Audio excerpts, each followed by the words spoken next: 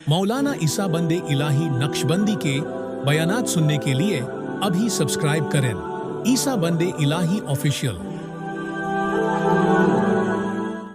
फुक़हा ने मसला लिखा है कि कुरान करीम हम जो पढ़ते हैं सूरह फातिहा से कुरान शुरू होता है, लेकिन सूरह फातिहा से पहले उसके ऊपर एक गत्ती लगी होती है, पुट्ठा लगा होता है, उस पर कुरान की आयत नहीं लिखी होती है। लेकिन फुक़हा ने मसला लिखा है कि इसकी निस्बत कुरान से जुड़ गई। जब कुरान से जुड़ गई तो अब बावजू होकर उसको कुरान को पकड़ना पड़ेगा आपको। आगे ये देखो कि कुरान के अंदर कागज़ रखा होता है, वाइट कागज़ होता है।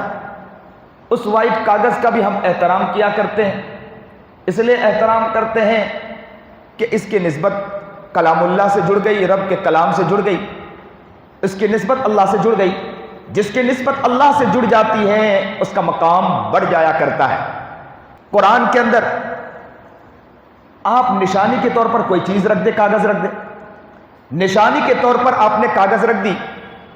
अब वो कागज़ कई सालों के बाद आप निकालते हैं तो उसको बेएहतरामी के साथ नहीं रखा करते हैं, उसका भी आप एहतराम करते हैं। कहीं गिर जाए, आपकी नज़र पड़ जाए तो आप दौड़ कर जाते हैं, क्या कहते हैं, ये तो कुरान का हिस्सा था, कुरान में रखा हुआ था, तो आपके दिल में उसका मकाम बढ़ जाता है।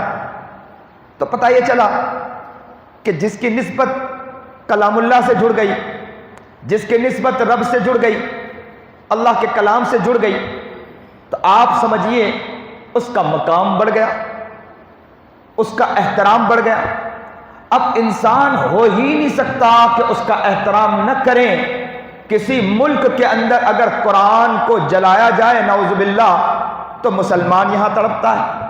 पता ये चला कि कुरान का एहतराम, अल्लाह रब्बुल इज़्ज़त से कलाम का जुड़ना, और जब जुड़ना है तो दिल में उसका एहतराम आना ही आना है, क्योंकि कलाम ही अल्लाह का है।